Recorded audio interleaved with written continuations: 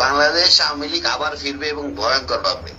এই জামাতের যত বংশ বীজ আছে না, তত বীজ আছে না, আমরা তো ইন্ডিয়া ভাইয়া আসতে পারছি। এই জামাতের যারা বীজ আছে এরা তো পাকিস্তানও যেতে পারবে না। পাকিস্তান যেতে হলে তো ইন্ডিয়া পাস করে যেতে হবে। হ্যাঁ, এয়ারেও যেতে পারবে না, কোনো দিক দিয়ে যেতে পারবে না। কোথায় যাবে? হ্যাঁ, আমরা তো সবাই বেঁচে আছি।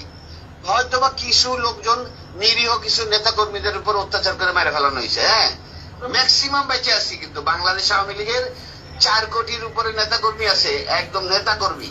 এর মধ্যে হয়তোবা 50 লাখ মারতে পারবে, 3.5 কোটি বেঁচে আছে। কোথায় যাবে? বাসা থেকে না, মাটির 50 হাত নিচে থাকলেও জামাতের চেয়ে ডেঞ্জারাস ভাবে ওদেরকে মৃত্যু দিব। ওরা কি মারছে, ওরা হচ্ছে ভয়ঙ্কর ভাবে মারবো। এটা প্রশাসনের লোক হোক, আর্মির লোক হোক, আর ওই রাজনৈতিক নেতা কর্মী হোক, কাউরে মাফ করবো না। মনে রেখেন আপনি ওসি সাহেব। আপনাকে আমি বললাম, আপনার উত্তরা থানার যে কটা সাব ইন্সপেক্টর আমাদের আওয়ামী লীগের নেতা কর্মীদের অত্যাচার করতেছে, ওদের পরিবার সুদ্ধা কানবে, বসে বসে রাস্তায় বসে বসে কানবে। আপনি আমাকে সুনির্দিষ্ট ভাবে দেখান যে কারোর উপরে কোনো নির্যাতন আমার লোকজন করছে কিনা, আমি তাদের বিরুদ্ধে অবস্থায় ছিলাম। শোনেন, আমরা কোন অত্যাচারিত হয়ে আপনার মতো একজন থানা ইনচার্জকে ফোন করে এই রাত 1টা বাজে আপনাকে ফোন করে এত ডেসপারেটনেস কথা বলতেছে, আপনি বুঝতে পারতেছেন না আমাদের ওয়ালে কতটুকু পিঠ থেকে গেছে?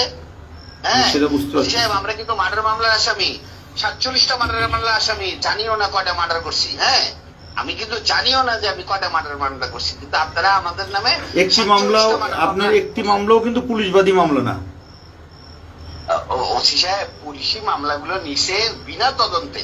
হ্যাঁ, একটা আইন কাঠামোতে কোনোদিন বিনা তদন্তে কোনো মামলা হয় না।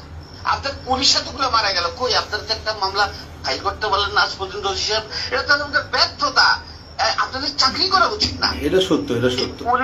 এই পুলিশগুলো যাই হোক, আওয়ামী লীগ বলেন, ধরেন ওরা আওয়ামী লীগের পরিবারের, কিন্তু পুলিশ ছিল তো। এতগুলো মারা গেল, আজ পর্যন্ত তো কেউ, আপনারা 10 জন পুলিশ এক জায়গায় দাঁড়াই তো বলতে পারলেন না। একজন প্রেগনেন্ট মহিলা পুলিশের একজন সাধারণ অফিসার, তার মতো মহিলাকে এত নৃশংসভাবে মার্ডার করলো। সে তো এই প্রেগনেন্ট অবস্থায় তো কোন জামাতের নেতা বা কোন ছাত্রকে মারতে যায় নাই, তো তাকেও মেরে ফেললো। কই আপনারা তার মামলাটাও তো করতে পারলেন না। তো আপনারা এগুলো সিদ্ধান্ত হচ্ছে, এগুলো সব মামলা হবে, কোন সিদ্ধান্তই আপনাদের বাস্তবায়ন হবে না। সাহেব, আমরা রাজনীতি করে এসেছি। আমি আজকে 21 বছর প্রেসিডেন্ট সেক্রেটারি।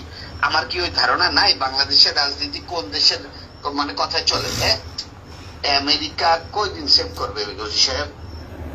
ঠিক আছে, আপনি, আমরা ছোট চাকরি করি, ছোট মানুষ, আপনি করেন। আপনি আমার থানা যে না সাহেব, আপনার তো ছোট মানুষ, কিন্তু আপনার কার্যক্রম তো বড় বড়। আপনার কার্যক্রম ঠিক করেন ওসি সাহেব। হ্যাঁ, আল্লাহর কসম, আমার কার্যক্রম যদি কোনো অপরাধ থাকে, এটা আমার কর্তৃপক্ষ বা আমার উপরওয়ালা আছে সে দেখবে। তবে আমার কোনো অফিসার যদি অন্যায় করে থাকে, আপনি সেটা আমাকে দেন, আমি সেটা দেখব। আমার বিরুদ্ধে যদি কোনো অভিযোগ থাকে সেটা দেন, আমি সেটা জবাব দেব। ওসি সাহেব, আপনার বেতন কিন্তু আপনার ঊর্ধ্বতন কর্মকর্তা দেয় না। আপনার বেতন কিন্তু বাংলাদেশ গণপ্রজাতন্ত্রী সরকার, বাংলাদেশ প্রজাতন্ত্রী সরকার, মানে আমি যদি কোনো, আপনি প্রায় 10 মিনিট কথা বলেন আমার সাথে, এর মধ্যে যদি একটি অভিযোগ আমার বিরুদ্ধে দেখান যে আপনি দেখাতে পারছেন কিনা, এভাবে গড়ে কথা বলতে হবে না। আমি আপনাকে প্রমাণ, আপনার পরিচয়টাও দেন নাই, আপনি কে, আপনার পরিচয়টাও দেন নাই। আমি আপনাকে আমার সম্পূর্ণ ডিটেইলস বলছি, শুধু নাম বলি না। নাম বলতে সমস্যা কোথায়? আপনি নাম বললে সমস্যাটা কোথায়?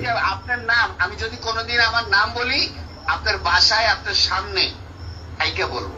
আমার বাপ যদি আমাকে জন্ম দিয়ে থাকে, আগামী 2 মাসের মধ্যে যদি আপনার কার্যক্রম এরকম থাকে, আপনার বাসায় আপনার সামনে যদি না বলতে পারি, আমার বাবা আমার জন্ম দেয় নাই। ঠিক আছে, আমি অপেক্ষায় থাকলাম, আপনি আসেন। হ্যাঁ, আমি আপনাকে মনে রাখেন, আপনি আরেকবার আরো যদি এরকম আপনার কার্যক্রম চলে, আগামী 2 মাসের মধ্যে আপনার সঙ্গে আমার একদম সরাসরি দেখা হবে। এবং আমার নাম আপনার যদি সরাসরি আপনার মনে না থাকে, আমার বাপ আমার জন্ম দেয়নি। ঠিক আছে, আপনি আসেন, 2 মাস সঙ্গে ওয়েট করলাম। আর্মির হেল্প নিয়ে আপনি ওসি সাহেব, যদি আপনি এরকম কার্যক্রম থাকে, আপনি বাংলাদেশ আর্মির হেল্প নিয়ে। ঠিক আছে, অপেক্ষা করলাম, আসেন। জি জি, থ্যাংক ইউ ওসি সাহেব।